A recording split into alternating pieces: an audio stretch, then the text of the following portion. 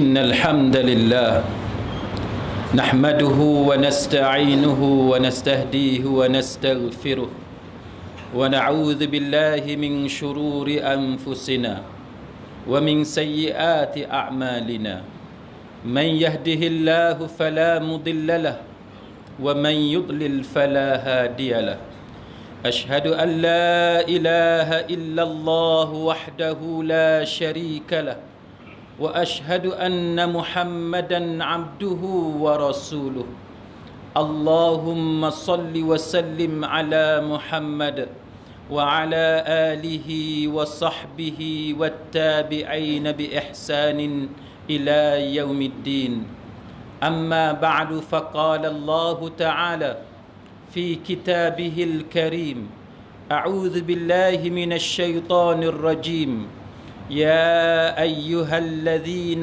آمنوا اتقوا الله وقولوا قولا سديدا. Wahai orang-orang yang beriman, bertakwalah kamu kepada Allah Subhanahu wa taala dan berkatalah dengan perkataan yang benar.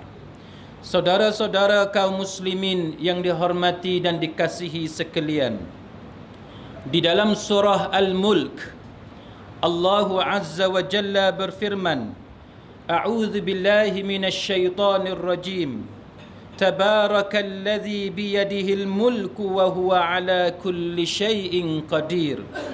Alladzi khalaqal mauta wal hayata liyabluwakum ayyukum ahsanu amala wa huwal azizul ghafur. Shadaqallahul azim. Maha suci Allah yang menguasai segala kerajaan, dan Dia maha berkuasa ke atas segala sesuatu, yang menciptakan, yang menjadikan kematian dan kehidupan untuk menguji kamu wahai manusia, siapakah di antara kamu yang lebih baik amalannya, dan Dialah Tuhan yang maha perkasa lagi maha pengampun. Saudara-saudara kaum muslimin sekalian, salah seorang bekas pegawai NTSB dalam medianya pada hari ini, beliau menyatakan bahawa hasil daripada pemerhatian beliau terhadap cara negara kita mengendalikan siasatan ke atas kehilangan pesawat MH370 adalah the worst that I have seen. Beliau menggunakan ungkapan the worst. Salah satu cara pengendalian yang paling teruk yang pernah beliau lihat, cara sesebuah kerajaan ataupun pihak berkuasa mengendalikan siasatan ke atas nahas pesawat udara sebagaimana yang berlaku kepada negara kita. Saudara-saudara kaum muslimin sekalian, tidak cukup dengan komen-komen pedas dari kalangan wartawan-wartawan antarabangsa terhadap cara pegawai tinggi kerajaan dan pihak yang terlibat di dalam menyampaikan maklumat-maklumat yang berkaitan dengan kemalangan seperti ini, dengan insiden seperti ini. Malah lebih daripada itu, terdapat pelbagai kontradiksi daripada maklumat yang disampaikan kepada masyarakat umum.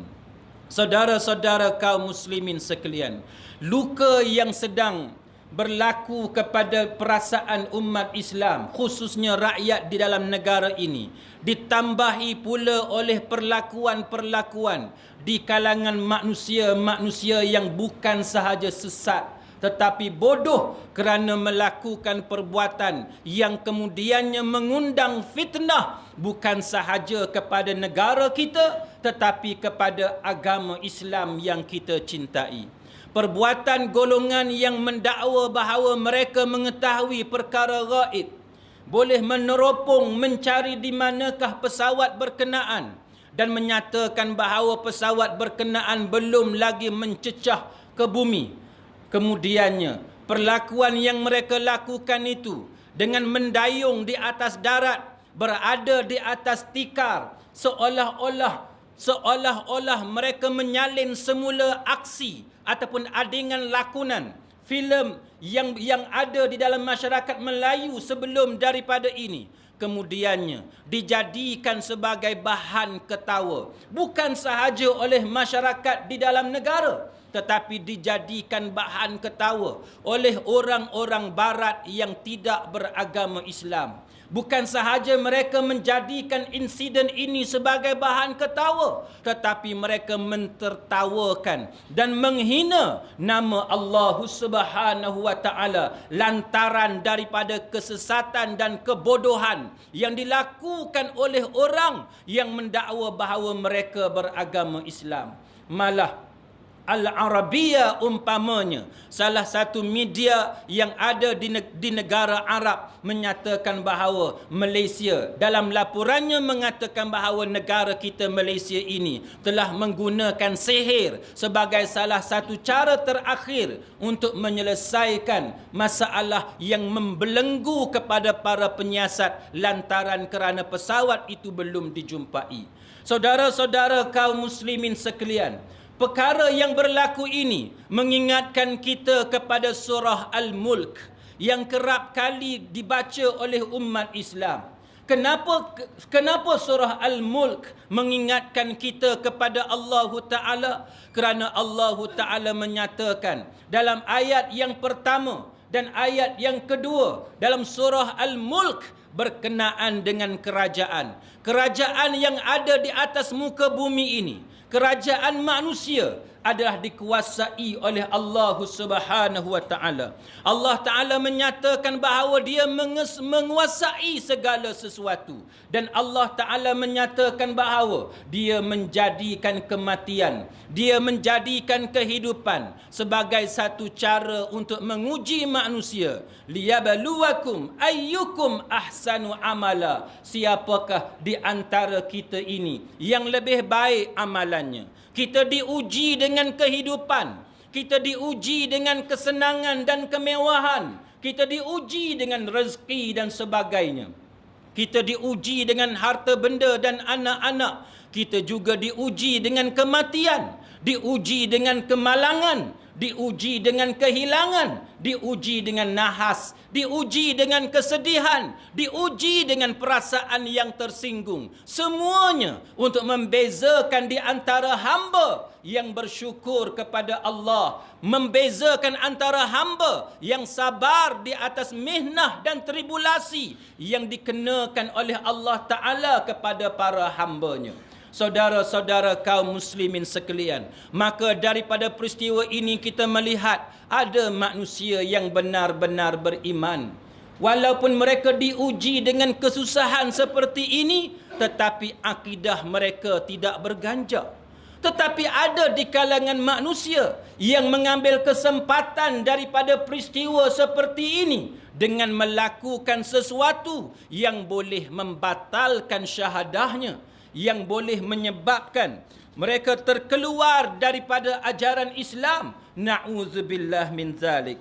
Saudara-saudara kaum muslimin sekalian, segala peristiwa ini akan membezakan siapakah di antara kita yang bijaksana dan siapakah di antara kita yang bebal lagi bodoh. Saudara-saudara kaum muslimin sekalian, umpamanya kita melihat di dalam surah Al-Baqarah ayat 102 sehinggalah ayat 103, bagaimana Allah Ta'ala menceritakan kepada kita tentang ilmu hitam ataupun ilmu sihir. Saudara-saudara kaum muslimin sekalian, Allah Ta'ala menyebut antaranya, wattaba'u ma tatlu syayatinu ala mulki Sulaiman, dan mereka mengikut apa yang dibaca oleh syaitan-syaitan pada masa kerajaan Sulaiman.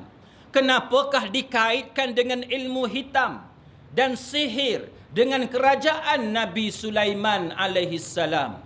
Saudara-saudara kaum muslimin sekalian, Nabi Sulaiman alaihi salam adalah rasul yang diutuskan oleh Allah Ta'ala. Di antaranya ialah peranan Nabi Sulaiman alaihi salam menentang ilmu-ilmu hitam dan ilmu sihir seperti ini. Apa yang dilakukan oleh Nabi Sulaiman alaihi salam? Di antaranya ialah merampas segala tulisan-tulisan yang mengajar manusia pada zamannya berkenaan dengan ilmu sihir. Apakah ilmu sihir? Para ulama membahagikan ilmu hitam ataupun ilmu sihir ini kepada dua. Yang pertamanya, ilmu sihir ataupun ilmu hitam yang tidak boleh mengubah apa-apa kecuali mengubah pandangan manusia dan mempengaruhi daya imajinasi manusia. Maksudnya ialah benda itu tidak berubah. Tidak ada manusia yang bertukar menjadi raksasa dan sebagainya. Tidak ada manusia yang bertukar menjadi binatang. Tidak ada alat-alat perabot yang boleh bertukar menjadi binatang seperti ular, biawak dan sebagainya. Tetapi dengan menggunakan sihir, jenis yang pertama, perkara yang tidak bertukar sebenarnya, tetapi dilihat sebagai telah bertukar wajah. Tongkat bertukar menjadi ular umpamanya. Manusia bertukar rupa menjadi hodoh dan lain-lain. Sebagaimana yang kita lihat pada zaman ini. Apa yang disebut sebagai magic, yang disebut sebagai silap mata, iaitu mata yang tersilap, mata yang didustakan sehingga menyebabkan kita melihat perkara yang berbeza daripada hakikat yang sebenarnya. Itu yang pertama. Yang keduanya ialah sihir yang dimaksudkan ataupun ilmu hitam yang dimaksudkan sebagai ilmu hitam yang benar-benar boleh mengubah. Ilmu hitam yang benar-benar boleh mengubah sesuatu perkara. Umpamanya ilmu hitam yang boleh mengubah seorang manusia menjadi binatang ataupun mengubah perkara yang ada di hadapan kita bertukar menjadi perkara yang lain. Untuk jenis yang kedua ini, para ulama mempunyai pandangan yang berbeza. Di antaranya kita melihat Ka'ab bin Al-Ahbar umpamanya berpendapat sebagaimana yang diriwayatkan oleh Imam Malik dalam Muwatta'nya, menyatakan bahawa Ka'ab Al-Ahbar adalah salah seorang ulama tabi'in yang berpendapat bahawa sihir boleh mengubah hakikat sesuatu, bukan sekadar memperdayakan pandangan tetapi mengubah bentuk fizikal perkara tersebut. Walau bagaimanapun, ada di antara ulama Islam, contohnya Abu Bakar Al-Jassas umpamanya, berpendapat bahawa sihir tidak boleh mengubah apa-apa. Dia hanyalah satu ilmu untuk mengubah pandangan ataupun daya imajinasi manusia. Saudara-saudara kaum muslimin sekalian, maka datanglah kepada kita cerita berkenaan dengan Nabi Sulaiman alaihi salam, yang mana Allah Subhanahu wa taala menceritakan kepada kita bahawa Allah telah pun menghantar dua malaikat yang disebut oleh Allah taala sebagai Harut dan Marut. Harut dan Marut. Siapakah Harut dan Marut? Harut dan Marut, berdasarkan kepada pandangan jumhur, mereka mengatakan bahawa Harut dan Marut memang adalah malaikat yang diturunkan oleh Allah Subhanahu wa taala. Manakala terdapat segelintir ulama yang berpendapat bahawa Harut dan Marut bukanlah malaikat tetapi manusia yang dijadikan oleh Allah untuk mengajar sihir kepada manusia.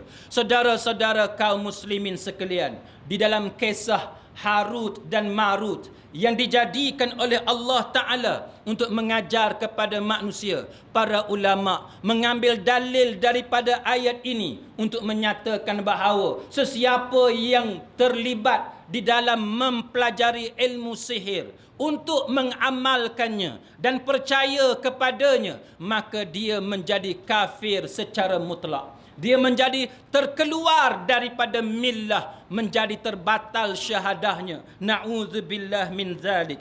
Allah Ta'ala menceritakan bagaimana tugas Harut dan Marut ini. Wa ma yu'allimani min ahadin hatta yaqula innama nahnu fitnatun fala takfur. Harut dan Marut akan didekati oleh manusia yang ingin belajar ilmu sihir, yang ingin beramal dengan ilmu sihir. Lalu Harut dan Marut dijadikan fitnah oleh Allah Subhanahu wa taala untuk menguji manusia, supaya manusia pada zaman Nabi Sulaiman alaihissalam boleh membezakan yang mana satukah sihir ataupun ilmu hitam, dan yang mana satukah mukjizat yang dikurniakan kepada nabi-nabi dan rasul-rasul alaihimus salatu wassalam. Maka didatangkan Harut dan Marut, yang mana apabila manusia pergi kepada Harut dan Marut, mereka akan meminta kepada dua malaikat Allah Ta'ala ini untuk diajarkan sihir. Lalu Harut dan Marut tidak akan mengajar sihir kepada mereka, kecuali Harut dan Marut akan memberitahu kepada mereka dua perkara terlebih dahulu. Apakah perkara yang akan diberikan amaran oleh Harut dan Marut? Yang pertamanya, sebagaimana dalam surah Al-Baqarah ini, Harut dan Marut akan mengatakan bahawa mereka adalah fitnah daripada Allah Ta'ala. Mereka adalah ujian, dugaan daripada Allah Ta'ala.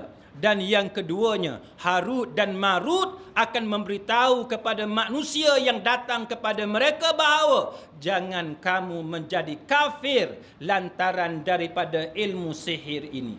Maka jikalau manusia itu beriman kepada Allah Ta'ala, mereka akan mengambil nasihat daripada Harut dan Marut, dan mereka akan meninggalkan ilmu sihir dan tidak akan mempelajari ilmu sihir daripada Harut dan Marut. Tetapi jikalau mereka adalah golongan yang tergugat akidahnya, mereka tidak akan mempedulikan dua amaran daripada malaikat Allah Ta'ala ini, dan mereka akan terus mendesak kepada Harut dan Marut supaya tetap mengajarkan kepada mereka ilmu sihir. Maka jadilah mereka golongan yang kufur kepada Allah Subhanahu wa taala. Saudara-saudara kaum muslimin sekalian, kerana itu janganlah kita percaya kepada ilmu sihir.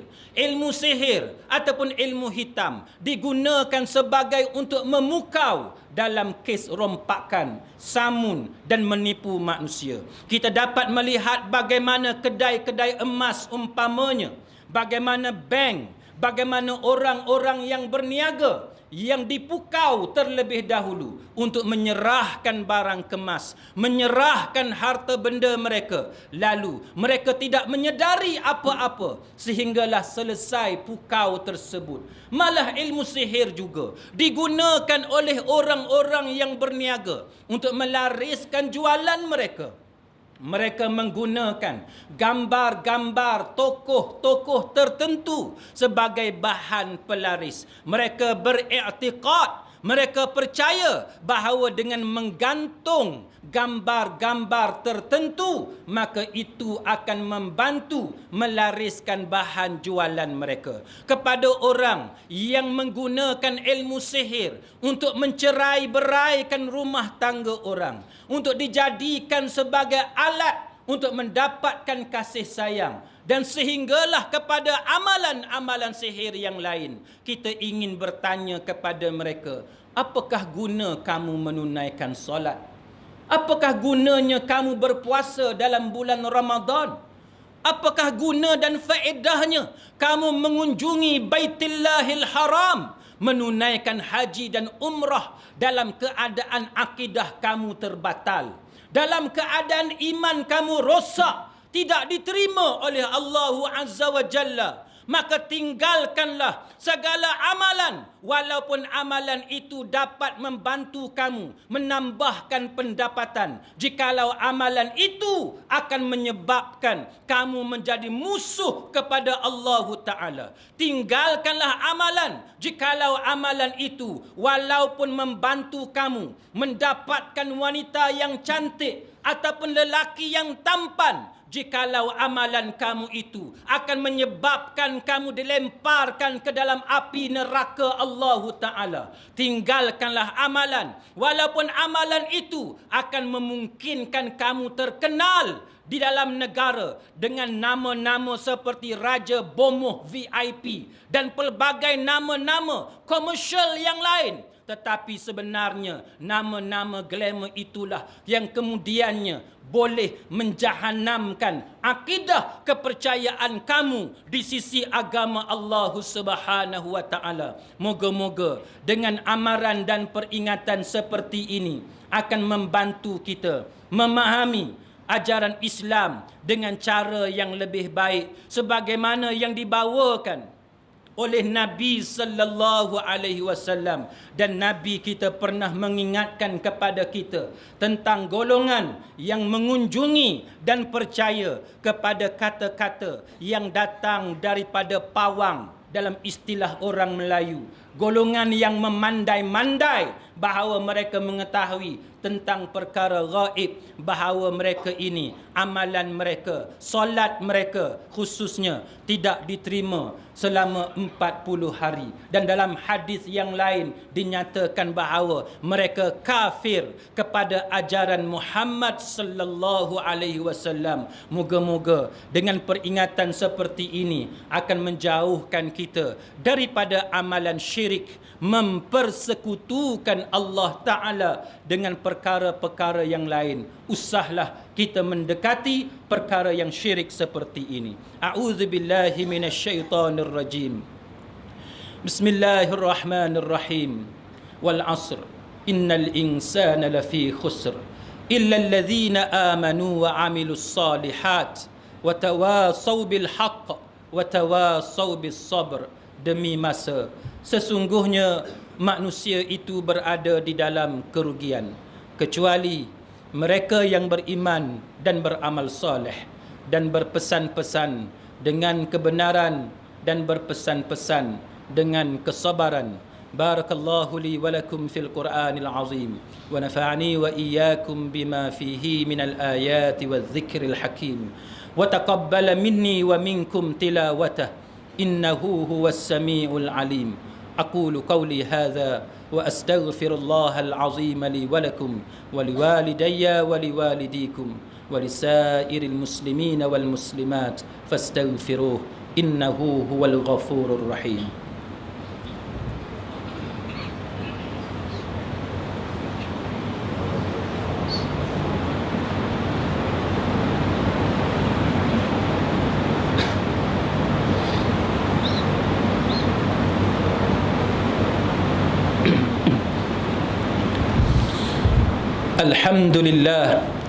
الحمد لله حمدا كثيرا كما أمر.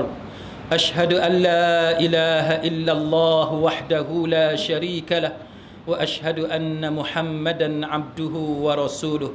اللهم صل وسلم على محمد وعلى آله وصحبه والتابعين بإحسان إلى يوم الدين. أما بعد فيا عباد الله اتقوا الله وأوصيكم وإياي بتقوى الله وطاعته فقد فاز المتقون وتزودوا فإن خير الزاد التقوى. Wahai hamba-hamba Allah, bertakwalah kepada Allah Subhanahu wa taala dan berbekallah kamu, carilah bekalan. Sesungguhnya sebaik-baik bekalan untuk hari akhirat ialah bekalan takwa. Saudara-saudara kaum muslimin sekalian, bekalan takwa tidak terhad dengan solat. Bekalan takwa tidak terhad dengan berzikir kepada Allah. Bekalan takwa tidak terhad dengan sedekah wang yang kita sampaikan kepada pengemis, kepada orang yang miskin. Tetapi bekalan takwa juga merangkumi apa yang kita tolong isteri kita di rumah. Pertolongan yang kita lakukan daripada perkara-perkara kecil, kerja-kerja rumah yang kecil seperti menolong isteri membuang sampah, membakar sampah, menyapu rumah, membersihkan bilik air, memastikan bau rumah agar wangi, memastikan nyamuk tidak bersarang dan sebagainya. Itu juga adalah bekalan takwa yang kita akan bawakan ke hadapan Allah Taala. Kerana itulah antara sunnah yang diajarkan oleh Nabi sallallahu alaihi wasallam. Janganlah kita menjadi golongan yang keliru yang hanya memahami ajaran Islam dalam satu bentuk tapi lupa kepada bentuk-bentuk yang lain. Kita mahir ayat Al-Quran, kita hafal hadis-hadis Nabi, tapi kita membiarkan isteri kita melakukan kerja rumah secara berseorangan. Kita membiarkan isteri kita terkejar ke sana ke sini kerana menghantar anak untuk kelas tambahan, belajar Iqra dan sebagainya. Sedangkan kita yang kononnya memahami ajaran Islam tidak membantu kerja-kerja seumpama itu. Moga-moga kita dapat menghayati sunnah yang sebenarnya yang diajarkan oleh Nabi sallallahu alaihi wasallam.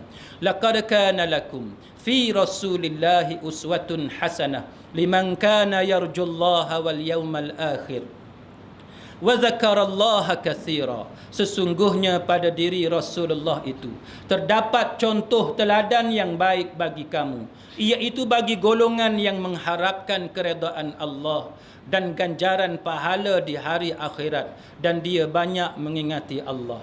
Dan marilah kita sama-sama memperbanyakkan salawat dan salam ke atas Nabi.